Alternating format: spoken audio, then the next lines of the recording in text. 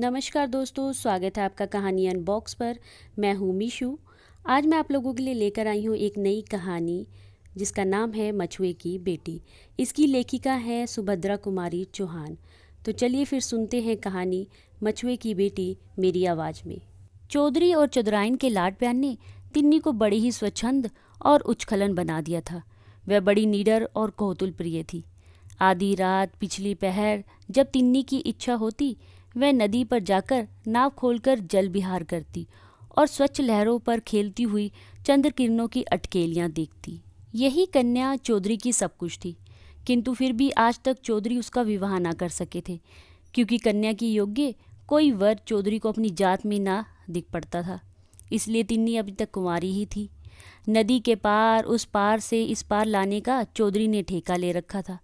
चौधरी की अनुपस्थिति में तिन्नी अपने पिता का काम बड़ी योग्यता से करती थी। आज इतनी जल्दी कहाँ जा रही हो तिन्नी? क्या तुम नहीं जानते क्या? यही कि राजा साहब आज उस पार जाएंगे। कौन राजा साहब? तुम्हें यह भी नहीं मालूम? मैं आज ही तो आया हूँ। और अब तक कहाँ थे? अपने घर।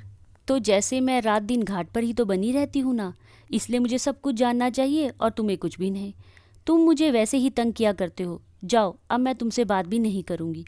तिन्नी को चिढ़ाकर उसकी क्रोधित मुद्रा को देखने में युवक को विशेष आनंद आता था।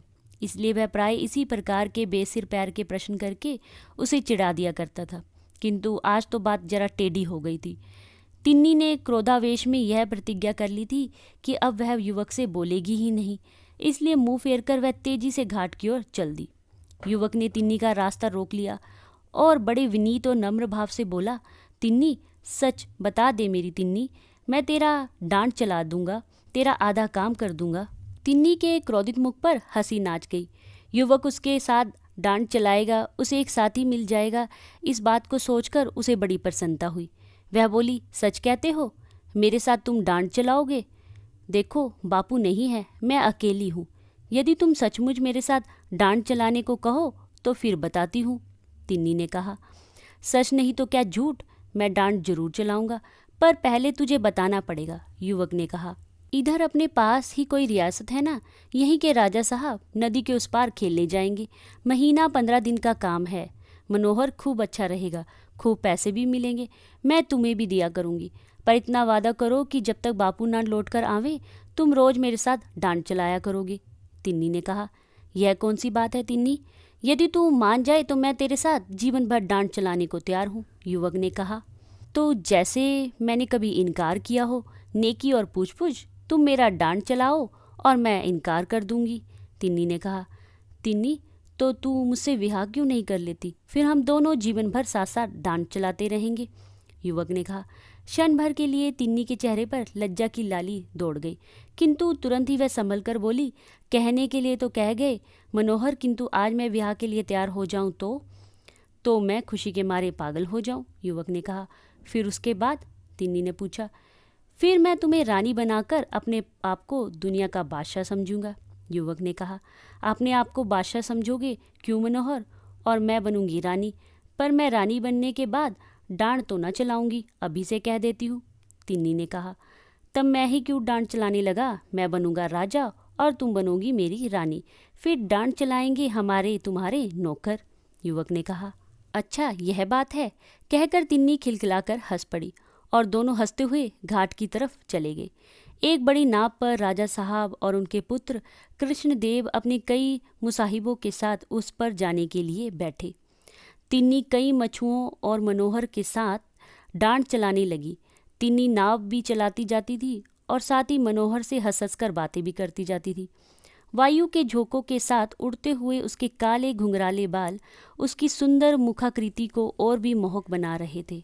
कृष्णदेव उसके मुख की ओर किस स्थिरता के साथ देख रहे थे, इस ओर तिन्नी का ध्यान ही न था। किंतु राजा साहब से पुत्र की मानसिक अवस्था छिपी न रही। युवा काल में उसके जीवन में कई बार ऐसे मौके आ चुके थे।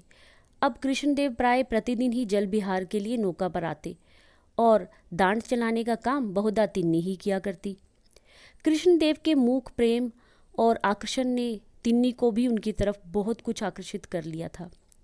जिस समय कृष्णदेव नौका पर आते, उस समय अन्य मछुओं के रहते हुए भी तिन्नी स्वयं ही नौका चलाती। राजा साहब से कुछ छिपा ना था। कुमार रोज जल विहार के लिए जाते हैं और तिन्नी ही नाव चलाया करती है, यह राजा साहब ने सुन लिया था। अतएव बात को इससे अधिक बढ़ने देने के अभिप्राय से राजा साहब बिना शिकार खेले ही एक दिन अपनी रियासत को लौट गए। जाने को पिता के साथ कृष्णदेव भी गए, किंतु उनका हृदय मछुए के झोपड़े में तिन्नी के ही पास छूट गया था। रियासत पहुंचकर कृष्णदेव सदा उदास और ना जाने किन विचारों में निमग्न रहा करते। शायद उन्हें रह रहकर मनोहर के भाग्य पर ईर्ष्या होती थी। वह सोचते मनोहर किस प्रकार तिन्नी के पास बैठकर नाव चलाया करता था। तिन्नी कैसी घुल मिलकर हंसती हुई उससे बातें किया करती थी। एक मामूली आदमी होकर भी मनोहर कितना सुखी है। काश मैं भी एक मछुआरा होता और तिन्नी के पास बैठकर नाव चला सकता तो कितना सुखी होता। किंतु किसी से कुछ भी ना कहते। हाँ, अब उन्हें आखेट से रुचि न थी। शतरंज के वे बहुत अच्छे खिलाड़ी थे, किंतु अब मोहरों की ओर उनसे आंख उठाकर देखा भी ना जाता। अध्ययन से भी उन्हें बड़ा प्रेम था। उनकी लाइब्रेरी में विद्वान लेखकों की अच्छी से अच्छी पुस्तकें थी, किंतु उन पर अब इंचों धूल जम रही थी। यार दोस्त आते, घंटों छेड़छाड़ करते, किंतु कृष्णदेव में तिल भर का भी परिवर्तन ना होता। उनके अंतर जगत में कितना भयंकर तूफान उठ रहा था, यह किसे मालूम था। कृष्णदेव अपनी वेदना चुपचाप पी रहे थे, किंतु उनकी आंतरिक पीड़ा को उनकी शारीरिक अवस्था बता रही थी। उनका स्वास्थ्य दिनों दिन गिरता जा रहा था। पिता से पुत्र की बीमारी छिपी ना थी, वे सब जानते थे, किंतु वे चाहते यह थे कि बात किसी प्रकार दबी की दबी रह जाए, उन्हें बीच में ना पड़ना पड़े। कृष्णदेव उनका इकलौता पुत्र था। पुत्र की चिंता उन्हें रात दिन बनी रहती थी। तिन्नी के अनिंदनीय रूप और चातुर्य ने राजा साहब को आकर्षित ना किया हो सो बात न थी, किंतु थी तो वह आखिर मछुए की ही बेटी। राजा साहब उससे कृष्णदेव का विवाह करते भी तो कैसे। एक दिन राजा साहब कृष्णदेव के कमरे में गए। उस समय वह सोए हुए थे। आंखों के पास रोते रोते गड्ढे से पड़ गए थे। चेहरा पीला पीला और शरीर सूखकर काटा सा हो गया था।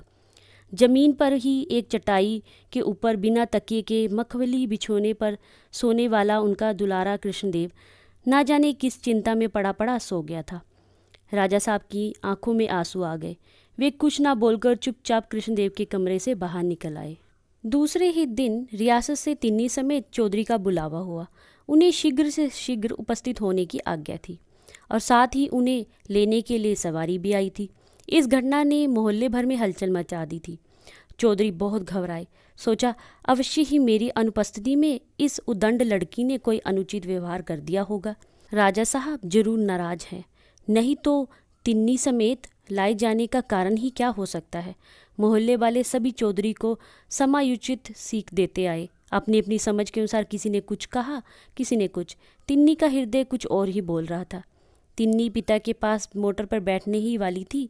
मनोहर ने आकर धीरे से तिन्नी से कहा, तिन्नी, कहीं राजकुमार ने तुम्हें अपनी रानी बनाने के लिए बुलाया हो तो? कुछ तुम मुझे अपनी रानी बनाते थे, कुछ राजकुमार बनाएंगे, तिन्नी ने कहा। तिन्नी, तुम सदा ही मेरे हृदय की रानी रही हो और रहोगी। आज ऐसी बातें क्यों करती हो? मनोहर ने कहा। सो कैसे? बिना विवाह हुए ही मैं तुम्हारी या तुम्हारे हृदय की रानी कैसे बन सकती हूँ? तिन्नी ने रुखाई से पूछा। तिन्नी, रानी बनने के लिए विवाह ही थोड़े जरूरी है। जिसे हम प्यार करें वही हमारी रानी है, मनोहर ने कहा। तिन्नी का चेहरा तमतमा गया। बोली, धत, मैं ऐसी रानी नहीं बनना चाहती। ऐसी रानी से तो मछुए की बेटी ही भली। और मनोहर के उत्तर की प्रतीक्षा ना करके पिता के पास जाकर मोटर पर बैठ गई। मोटर स्टार्ट हो गई। जब यह लोग रियासत में राजा साहब के महल के सामने पहुंचे तब कुछ अंधेरा हो चला था। इनके पहुंचने की सूचना राजा साहब को दी गई। चौधरी पुत्री समेत महल के सोने कमरे में बुलाए गए। कमरे में राजा साहब और उनका पुत्र कृष्णदेव को छोड़कर कोई न था। डर के मारे चौधरी का तो हुलिया बिगड़ रहा था, किंतु तिन्नी मन ही मन मुस्कुरा रही थी। पिता पुत्री का उचित सम्मान करने के उपरांत राजा साहब ने मछुए को संबोधित करके कहा, चौधरी, हमने तुम्हें किस लिए बुलाया है, कदाचित तुम नहीं जानते। चौधरी भय से कांप उठे, हाथ जोड़कर बोले, मैं तो महाराज का गुलाम हूँ और सदा रहूँगा। राजा साहब बात काटते हुए बोले, हम तुम्हारी इस कन्या को राजकुमार के लिए चाहते हैं। तिन्नी होठों के भीतर मुस्कुराई और चौधरी आश्चर्य से चकित हो गए। एक बार राजा साहब की ओर और फिर उन्होंने तिन्नी की ओर देखा। साथ साथ चौधरी को इस बात पर विश्वास न हुआ। कहाँ मैं एक साधारण मछुआ और कहाँ वे एक रियासत के राजा। हमारे बीच में कभी रिश्तेदारी भी हो सकती है। फिर ना जाने क्या सोचकर भय विह्वल चौधरी ने हाथ जोड़कर कहा, महाराज, यह कन्या मेरी नहीं है। राजा साहब चौंक उठे। आश्चर्य से उन्होंने चौधरी से पूछा, फिर यह किसकी लड़की है? हाथ जोड़े जोड़े ही चौधरी बोले, महाराज, 15 साल पहले की बात है। नदी में बहुत बाढ़ आई थी। उसी बाढ़ में मेरे बुढ़ापे की लकड़ी यह कन्या मुझे मिली थी। यह एक घाट पर बहती हुई आई थी और इसके गले में एक छोटी सी सोने की ताबीज थी। ताबीज का नाम सुनते ही राजा साहब को ताबीज देखने की उत्सुकता हुई। उनके मस्तिष्क में किसी ताबीज की धुंधली स्मृति छा गई। पिता के आदेश से तिन्नी गले से ताबीज निकालने के लिए ताबीज के धागे की गांठ खोलने लगी। मछुए ने फिर कहना शुरू किया, महाराज, इस ताबीज का भी बड़ा विचित्र किस्सा है। एक बार ताबीज का धागा टूट गया। कई दिनों तक याद ना रहने के कारण यह ताबीज इसे ना पहनाई जा सकी। बस महाराज, यह तो इतनी ज़्यादा बीमार पड़ी कि मरने जीने की नौबत आ गई और फिर ताबीज पहनाते ही बिना दवा दारू के ही चंगी भी हो गई। तब से ताबीज आज तक इसके गले में पड़ी है। राजा साहब को स्मरण हो आया कि 15 साल पहले उनकी लड़की भी टेंट के अंदर से बाढ़ में बह गई थी, जिसके गले में उन्होंने भी एक ज्योतिषी के आदेशानुसार ताबीज पहनाई थी। उन्होंने एक बार कृष्णदेव और फिर तिन्नी की मुंह की तरफ देखा। उन्हें उनके मुंह में बहुत कुछ समानता दिख पड़ी। तब तक तिन्नी ने गले से ताबीज निकालकर राजा साहब के सामने कर दिया। राजकुमार का हृदय बड़े ही वेग से धड़क रहा है। ताबीज हाथ में लेते ही राजा साहब ने मेरी कांति कहते हुए तिन्नी को छाती से लगा लिया। यह वही ताबीज थी जिसे ज्योतिषी के आदेश से राजा साहब ने पुत्री के गले में पहनाया था। पिता पुत्री और भाई बहन का यह अपूर्व सम्मिलन था। सबकी आंखों में प्रेम के आंसू उमड़ आए। अब महल के पास चौधरी के रहने के लिए पक्का मकान बन गया है। चौधरी अपनी स्त्री समेत वहीं रहते हैं। अब उन्हें नाव नहीं चलानी पड़ती। रियासत की ओर से उनकी जीविका के लिए अच्छी रकम बांध दी गई है। राजमहल में रहते हुए भी कांति चौधरी के घर आकर तिन्नी हो जाती है। अब भी वह चौधरी के साथ उनकी थाली में बैठकर चौधराइन के हाथ की मोटी मोटी रोटियां खा जाती है। तिन्नी को बहन के रूप में पाकर कृष्णदेव को कम प्रसन्नता ना थी। वे तिन्नी का साथ चाहते थे, चाहे वह पत्नी के रूप में हो या बहन के। तो दोस्तों, इस कहानी का अंत यहीं पर होता है। आप सुन रहे थे सुभद्रा कुमारी चौहान की कहानी मछुए की बेटी। आशा है कि कहानी आपको अच्छी लगी होगी। अगर हाँ तो इसे लाइक कीजिए और मुझे कमेंट करके बताइए कि कहानी आपको कैसी लगी। चैनल को सब्सक्राइब करना मत भूलिए। तो मिलते हैं एक नई कहानी के साथ। तब तक के लिए धन्यवाद।